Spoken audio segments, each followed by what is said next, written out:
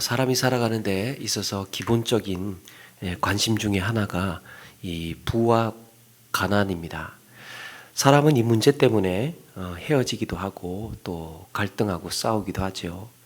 한때는 명예나 신념 또 종교 혹은 생존의 문제 때문에 전쟁을 해왔다면 오늘날 세계는 대부분 다 돈 때문에 그와 관련된 문제로 전쟁이 일어납니다. 선거를 해도 경제 문제 어떻게 할 거냐, 부부싸움을 해도 어떻게 먹고 살 거냐 하는 문제로 우리에게 큰 숙제로 자리하고 있습니다. 이런 세상에 살면서 우리는 여러 가지 누리는 혜택이며 질적인 삶의 문제에 차이가 생기게 되는데요. 이것을 빈부격차라고 하죠. 마음 같아서는 다 모두가 행복하게 풍요롭게 살았으면 좋겠는데 또 현실은 그렇지 못합니다. 그래서 이런 차이 때문에 행복과 불행이 나누어지기도 합니다. 그런데 아무리 노력을 하고 애를 써도 이런 차이를 좁히는데 실패하고 낙심을 하게 된다면 은근히 어떤 사람들은 또 비방하는 시선을 갖기도 합니다. 저 사람은 과연 성실하게 돈을 벌었을까? 또 과연 정직하게 부자가 됐을까? 사실은 나도 할 수만 있다면 저렇게라도 한번 부자가 되고 싶은데 그래도 어쨌든 부자는 나쁜 사람이고 또 그러면서 나는 또 부자가 되고 싶은 심리. 부자를 욕하면서도 부자가 되고 싶은 심리. 여러분, 이걸 가리켜서 여우와 심포도 기제라고 한답니다. 여우와 심포도. 우리가 한 번쯤 들어봤을 이야기죠. 이솝우화에 나오는 이야기인데 어느 날 여우가 길을 가다가 높은 곳에 주렁주렁 달려있는 탐스러운 그 포도를 보게 됩니다.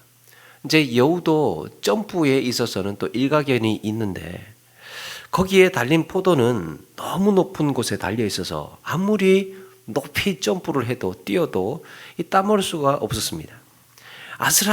아슬아슬하게 닿을 듯 말 듯 그렇게 한데도 따먹을 수가 없는 거예요.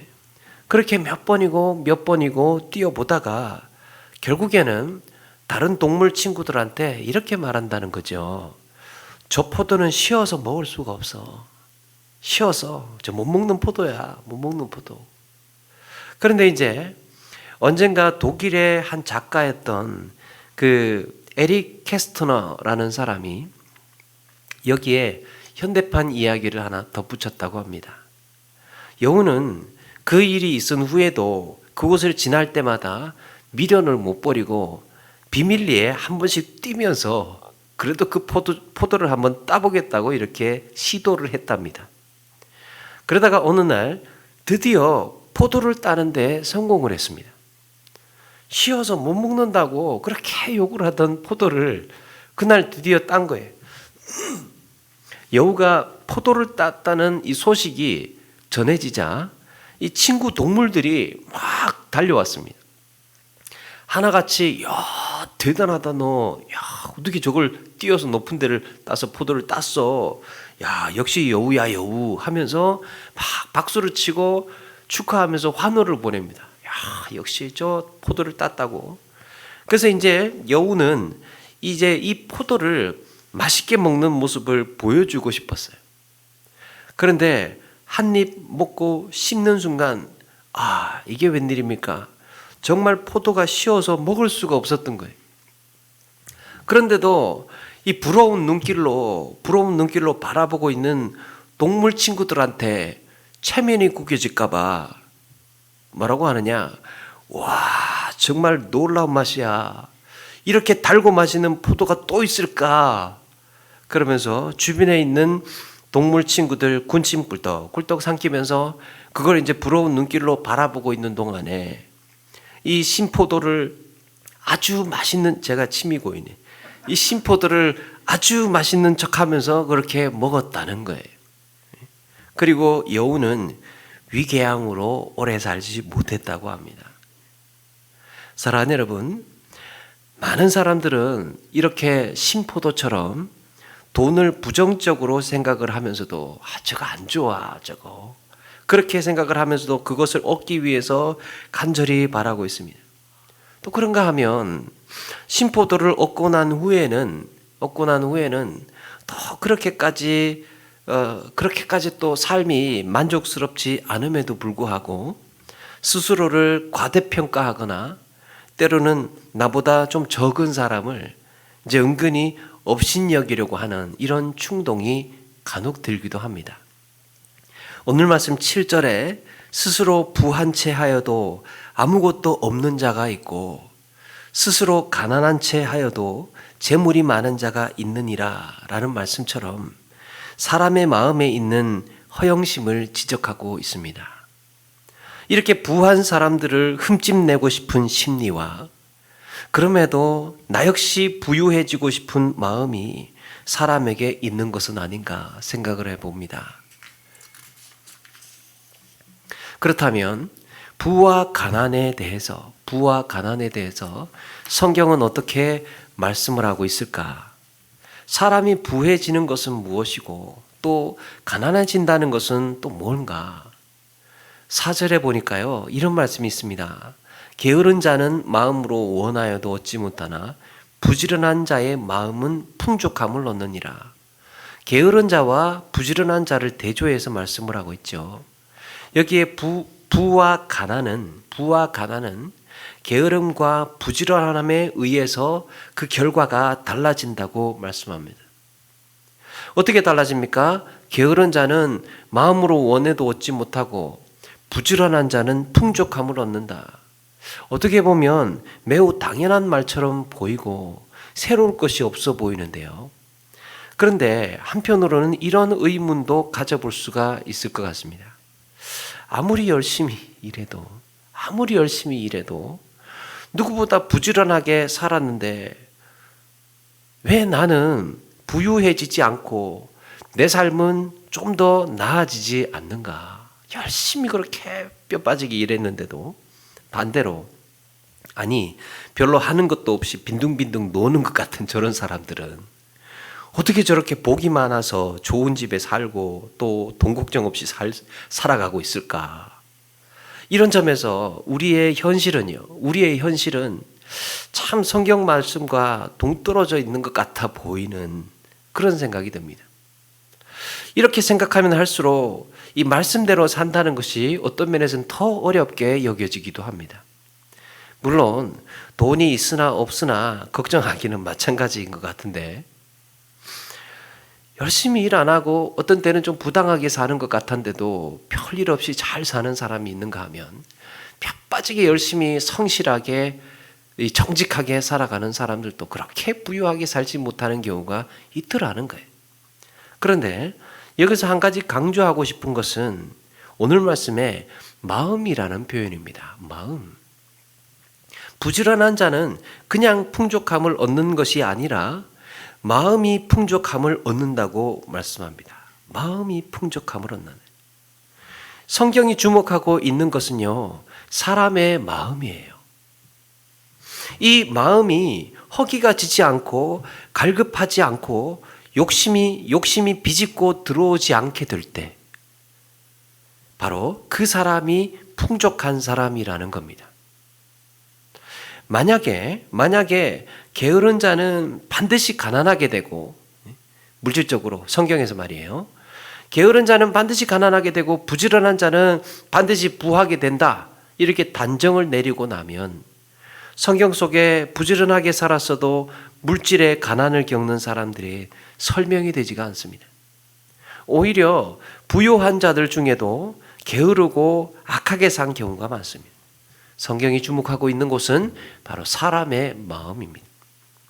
물론 그렇다고 해서 물질을 부정하거나 물질을 제외시키자라는 것은 아닙니다. 먼저 우선 내면의 질서, 마음의 평안, 이 마음의 풍요함을 얻어야 함을 성경에서는 강조하고 있습니다. 신명기 8장 4절에 이렇게 말씀을 하죠. 이 40년 동안에 네 의복이 헤어지지 아니하였고 네 발이 부르트지 아니하였느니라. 이스라엘 백성들이 출애굽을 해서 광야 40년의 세월을 살아오면서 그들이 가진 것이라고는 아무것도 없었습니다.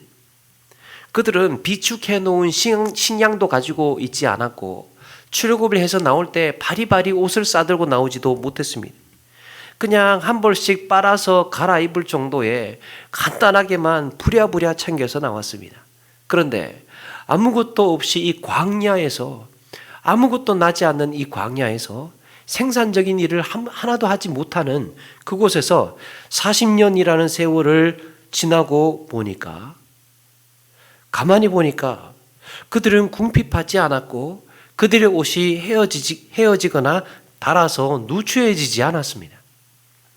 그러고 보니까 그들은 자신들이 가난하다고 생각하지 않고 살았던 것 같습니다. 돌아보니 모두가 하나님의 방법대로 하나님께서 먹이고 입히고 계셨던 겁니다. 여러분, 예수님도 이와 같은 말씀을 하십니다. 너희 중에 누가 염려함으로 그 키를 한 자라도 더할 수 있겠느냐? 또 너희가 어찌 의복을 위하여 염려하느냐? 들의 백합화가 어떻게 자라는가 생각하여 보라. 수고도 아니하고 길쌈도 아니하느니라. 여러분, 이 말씀은 들의 백합화가 수고도 하지 않고 길쌈도 하지 않는다고 해서 너희들도 그렇게 일하지 말라는 말씀이 아니죠. 모두가 하나님의 뜻과 계획과 질서 안에서 다 다스려지고 하나님의 원리 안에서 다 다스려지고 길러지고 있다는 것을 기억하고 믿으라고 말씀하고 있는 겁니다. 그러므로 왜 저들은 수단과 방법을 가리지 않고 살면서도 잘 살기만 하고 나는 왜 이렇게 뼈 빠지게 열심히 일하는데도 늘 허덕이고 있느냐, 이렇게 투정하거나 불만을 가질 게 아니라 지금 나는 하나님 안에서 하나님의 다스림과 통치 질서를 신뢰하고 오늘 내게 주어진 일을 기쁨으로 잘 감당하고 있는가, 그게 중요하다는 겁니다. 그게 바로 부지런함이라는 단어에 녹아있는 성실입니다. 신실함, 성실함. 그래서 오늘 11절의 말씀처럼 망령되이 얻은 재물은 줄어가고 손으로 모은 것은 늘어가느니라 그랬습니다. 망령되이 얻은 재물은 줄어가고 손으로 모은 것은 늘어가느니라. 재물이 줄어가고 재물이 늘어가는 것보다 중요한 것은 그것이 망령되이 얻은 재물이냐 아니면 네 손으로 정당하게 수고해서 얻은 것이냐 말씀하고 있는 거예요. 그게 중요합니다. 여기서 망령되이 얻은 재물은 재물 자체는 많을지 몰라요. 망령되이 얻은 재물은 재물 자체는 많을지 모르지만 뭐라는 겁니까? 갈수록 마음은 공허해지고 궁핍해져 갈 거라는 겁니다. 여러분, 마음이 궁핍하고 공허하면요, 아무리 좋은 음식을 먹어도 맛이 없어요. 아무리 좋은 곳에, 경치 좋은 곳에 구경을 해도 마음이 궁핍하고 짜증이 나고 공허한 사람은 늘 거기에 가서도 짜증이 나고, 거기 같이 간 사람들하고 늘 싸웁니다. 그 좋은 곳에 가서도, 그 좋은 음식 앞에서도 짜증내고 싸운다는 거예요. 음식이 문제겠습니까? 장소가 문제겠습니까? 마음이 공허하기 때문에 그래요. 마음이 불안이, 또 마음에 분노가 있기 때문에. 그런데 내 손으로 성실하게 정직하게 수고해서 얻어가면 거기에 공허함은 서서히 점점 사라지고 풍족함이 있다는 것입니다. 마음이 풍족하면 동네 포장마차에서 우동 한 그릇을 먹어도 행복하다는 겁니다. 저는 옛날에 배낭여행 다니기를 좋아했습니다. 여행 다니기 좋아해가지고 그 아름다운 좋은 경치 보고 싶고 또 남들 유명하다는데, 그런데 한번 나도 가보고 싶고 해서 열심히 다녔습니다. 그런데 다니면 다닐수록 느껴지는 게 하나 있었어요. 그렇게 좋은 경치 있는 곳에 관광지나 여행지에서 그렇게 맛있는 맛집 있는 동네에 살면서도 거기 사는 사람들은 나하고 똑같이 살고 있었습니다. 여전히 시장의 할머니들은 나와서 나물 팔고 계시고 흙먼지 나는 작업복 차림의 아저씨들은 땀 뻘뻘 흘리면서 거기서도 여전히 치열하게 일을 하고 있더라고요. 그들도 하루하루 살기 위해서 빠듯하고 분주하게 살아가고 있었습니다. 저는 그때 깨달았습니다. 내가 사는 곳이나 거기나 별반 다를 게 없구나. 여기나 거기나 별반 다를 게 없구나. 나나 그들이나 여전히 삶은 고달프고 치열하구나. 지금 현실에서 하나님이 내게 주신 풍성함과 기쁨과 만족을 누리지 못하면, 내가 풍성하지 못하면 내게 어떤 새로운 환경이 주어진다고 해도 시간이 지나면 여전히 똑같다는 거예요. 사람 사는 거 다 똑같더라고요. 그래서 저는 여행을 가면 좋은 경치 구경도 찾아가지만 멀리 떠나온 한 사람으로서, 멀리 내 삶의 자리를 떠나온 한 사람으로서 하루하루 치열하게 살고 있는 사람들을 유심히 살펴봅니다. 그래서 거기서 나는 어떻게 살고 있나 생각을 해보는 거예요. 여러분, 이것은 우리가 천국에서의 삶도 그렇지 않을까 생각을 해봅니다. 천국에서의 삶도. 이 땅에서 늘 짜증내고 불안하고 불만을 갖고 또 그렇게 거짓과 탐욕으로 살다가 천국에 간다면 세상에서 그렇게 공허하고 궁핍하고 허영에 찌들어서 살다가 천국에를 가게 된다면 모든 게 풍족하고 어느 날 갑자기 만족스럽고 내가 원하는 것은 뭐든지 누릴 수 있는 그런 천국일까? 그래서 이 땅에서의 삶이 궁색하고 가난해도 견뎌내면서 천국만 바라보고 거기 가면 다 해결될 거야. 내 마음대로 다 할 수 있을 거야. 그렇게 견디면서 하루하루 비참해도 사는 것이 이 땅에서의 삶이어야 할까? 제가 어릴 때 그 시골에 살면서 아직도 잊혀지지 않는 행복한 장면이 하나 있습니다. 이제야 고백을 합니다. 수박밭에 수박이 있어서 수박 구경하러 들어갔습니다. 수박을 구경하다가 하나 따고야 말았습니다. 그런데 갑자기 천둥이 치면서 소나기가 막 쏟아지는 거예요. 지금 생각하니까 하나님이 보고 계셨나 하는 생각도 들었어요. 하여튼 소나기를 피해서 가까이에 있는 이 원두막에 뛰어들어갔습니다. 이 나름대로 그 원두막이 멀리까지 볼 수 있도록 높이 지어졌어요. 그래서 이제 사다리를 타고 올라가야 됐습니다. 소나기 막 쏟아지니까. 저는 그 원두막 안에서 엄청나게 이 쏟아붓고 있는 한여름날에 소나기를 보고 있었습니다. 쏟아지는 소나기 속에서 그 아늑한 그 원두막에 착 앉아 있으니까 이 말로 표현할 수 없는 그 푸근하고 이 어린 마음에 또 신이 나고 막 그러더라고요. 그리고는 문득 비가 쏟아지는 넓은 들판이 이제 한눈에 탁 들어오는 겁니다.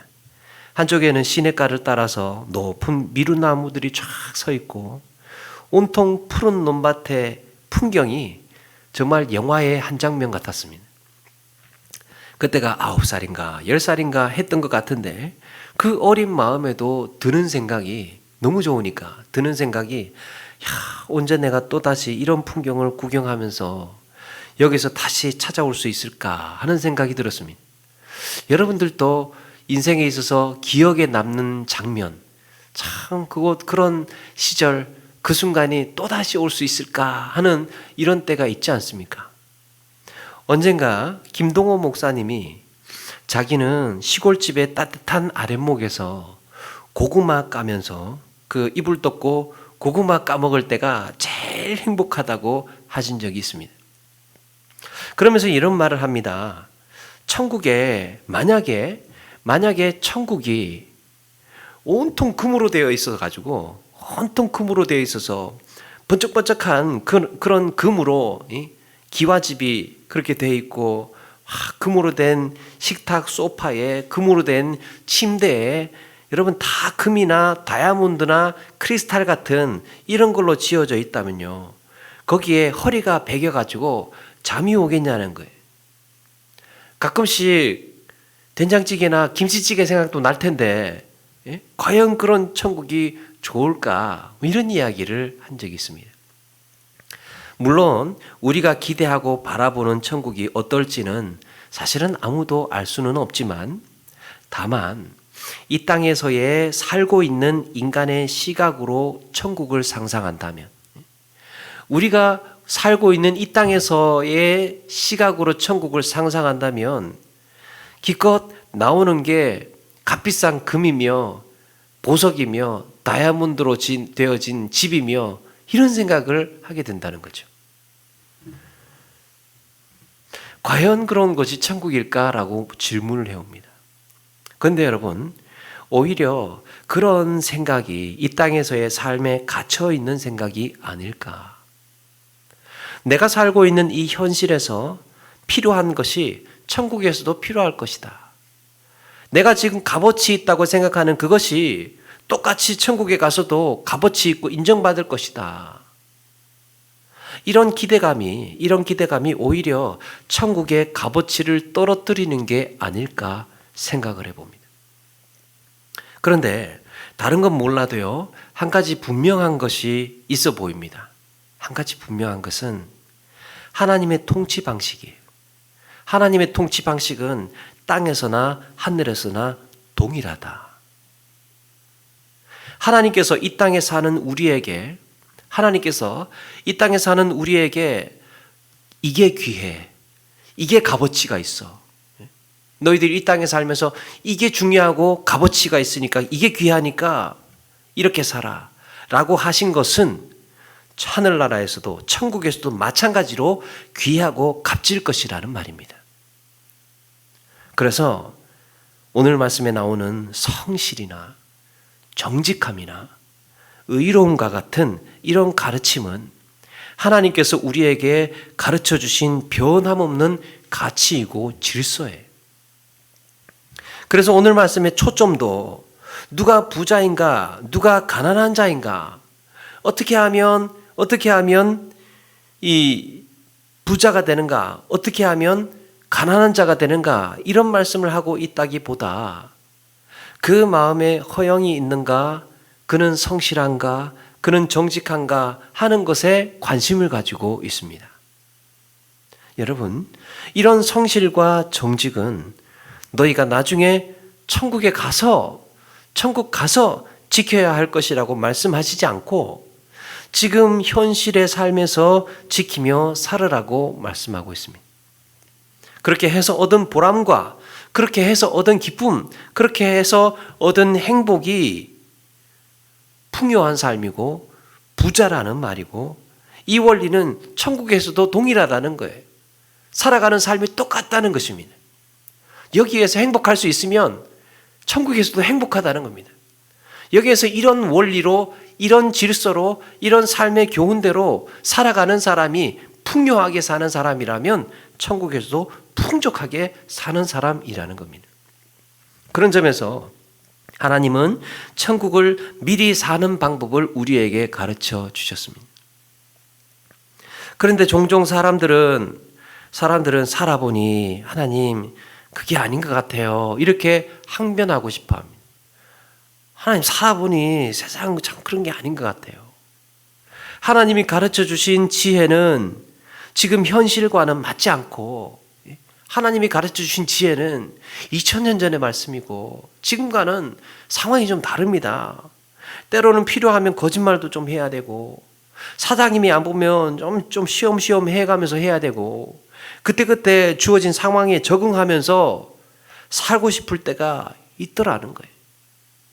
그러나 그럴수록 오늘 성경에서는 더 공허해질 것이라는 게 성경이 우리에게 가르쳐주는 지혜입니다.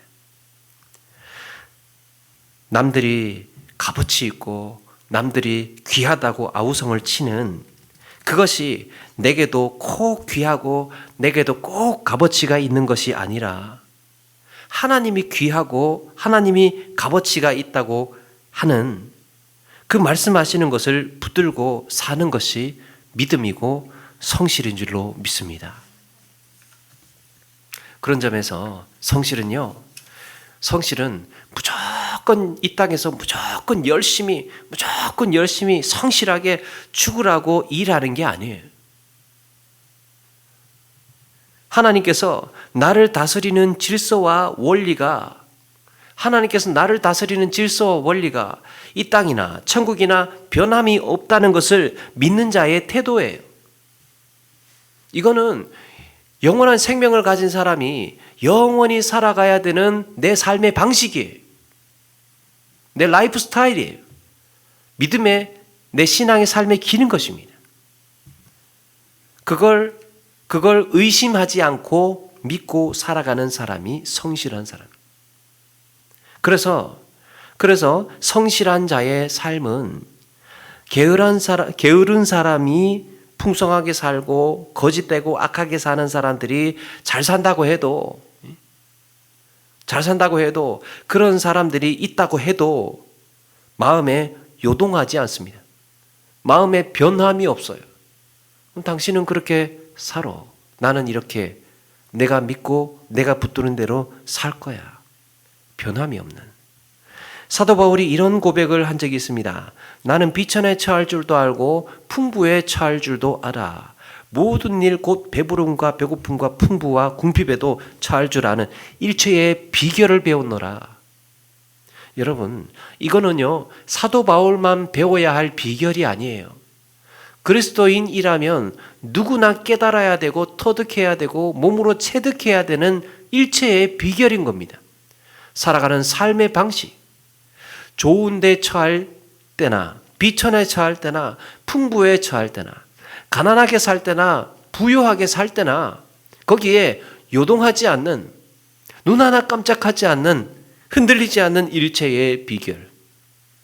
이건 나에게 중요한 게 아니다. 물론 열심히 일하고 부지런히 일해서 우리는 이왕이면 부유하게 살아야 하고 이왕이면 더 많은 것을 누리기 위해서 또 힘써 나가야 합니다. 그러나 그게 우리의 인생을 좌우하는 그런 중요한 기준은 될 수 없다는 것입니다. 여기서 우리의 마음을 불편하게 만드는 표현이 있죠. 비천, 배고픔, 궁핍 이런 표현들이. 그런데 바울은 그리스도인들이 비천하고 배고프고 궁핍하게 살아야 된다거나 부자가 되기 위해서 예수 잘 믿어야 한다거나 그렇게 말하지 않습니다. 삶의 의미는 부와 가난에 있다거나 부자가 되기 위해서 성실하게, 부자가 되기 위해서 정직하게, 너희들 부자가 되고 싶어? 그러면 정직하게 살아야 돼. 이렇게 말하는 것이 아니라는 거예요. 부자가 목적이 아니고 정직이 목적이라는 겁니다. 잘 사는 이 땅에서 풍족하게 사는 것이 아니고 성실하게 사는 것이 목적이라는 겁니다. 그것이 바로 믿는 자들에게 주어진 영원한 생명과 천국을 사는 방식이기 때문입니다. 그렇게 살아야 후회가 없고 그렇게 살아야 보람이 있고 그렇게 살아야 행복하다는 것을 말씀하고 있습니다. 사랑하는 여러분, 우리가 따르고 지켜야 하는 삶의 방식이 세상에서 다 통하지 않는 것처럼 우리가 살아가는 또 우리가 지켜야 되는 이 삶의 방식, 이것이 세상에서는 다 통하지 않는 것처럼 보이는 이유는요, 세상이 하나님을 떠나 있기 때문입니다. 그러므로 하나님을 떠나 있는 삶의 방식에 부러워하지 말자는 거죠. 천국이나 지금 우리의 삶이나 같은 기준, 같은 원리로 성실하게 사셔서 우리에게 주어진 삶에도 만족과 기쁨과 또 행복을 발견하고 바울의 고백처럼 내 삶에서 자족의 비결을 터득해 가시는 저와 여러분 되시기를 바랍니다. 천국을 살아가는 방식이나 지금 우리가 살아가야 할 삶의 방식은 다르지 않다는 것입니다. 지금 여기에서 우리가 이런 삶의 방식으로 살았을 때 만족해 한다면 우리는 어느 삶의 현장에서도 만족할 수 있습니다. 말씀을 마칩니다. 잠언 기자는 이렇게 고백을 한 적이 있습니다. 내가 두 가지 일을 주께 구하였사오니 내가 죽기 전에 내게 거절하지 마옵소서. 곧 헛된 것과 거짓말을 내게서 멀리 하옵시며 나를 가난하게도 마옵시고 부하게도 마옵시고 오직 필요한 양식으로 나를 먹이시옵소서 말하고 있습니다. 혹 내가 배불러서 하나님을 모른다, 여호와가 누구냐 할까 하오며, 혹 내가 가난하여 도둑질하고 하나님의 이름을 욕되게 할까 두려워함이니이다. 문제는 부한 데 있는 것이 아니고 가난한 데 있는 것이 아니고 내가 그로 인하여서 하나님을 모른다 할까봐 그게 더 불안하고, 내가 이로 인하여서 죄를 짓고 도둑질을 할까봐 그게 두렵습니다. 이 고백을 하고 있는 겁니다. 여러분, 오직 시인의 관심은 부와 가난에 있는 것이 아니고 내가 하나님을 떠나게 될까봐 걱정을 하고 있습니다. 그러므로 세상 가운데 헛되고 거짓된 것이 무엇인지를 우리는 지혜롭게 분별을 할 필요가 있고, 말씀이 인도하는 삶의 방식을 따라서 살아가야 할 줄로 믿습니다. 오늘도 그런 천국을 사시는 저와 여러분 되기를 주님의 이름으로 축원합니다.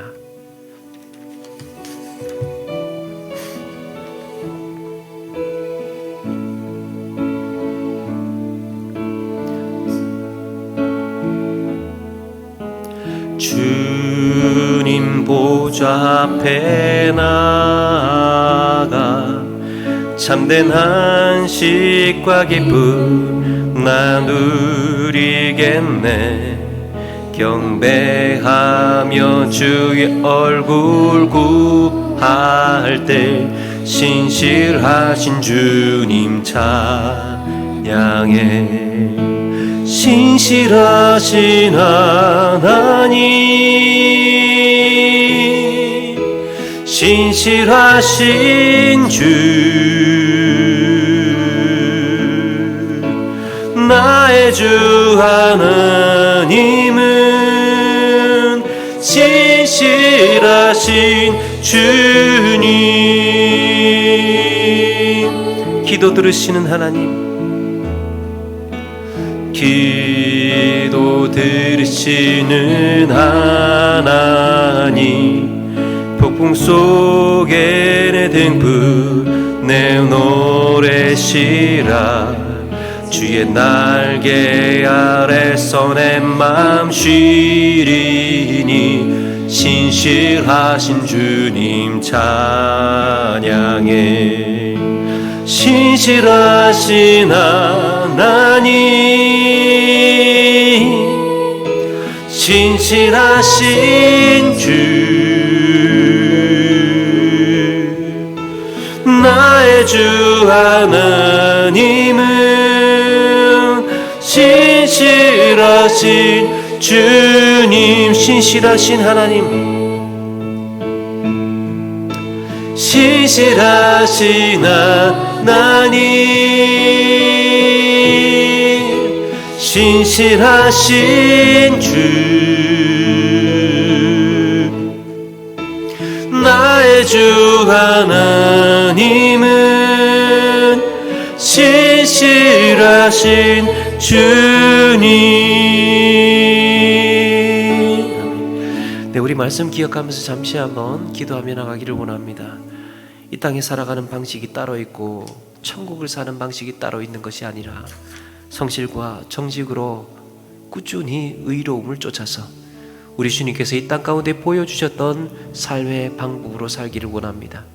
우리 신실하신 하나님을 믿고 의지하며 나갈 때에 하나님 우리의 신앙의 고백과 또 성실과 정직을 위한 삶이 아름답게 열매 맺고 거기에서 기쁨과 만족과 행복을 누리는 삶이 될 수 있도록 해달라고 우리 말씀을 기억하면서 잠시 한번 기도하며 나가겠습니다. 같이 한번 기도하겠습니다.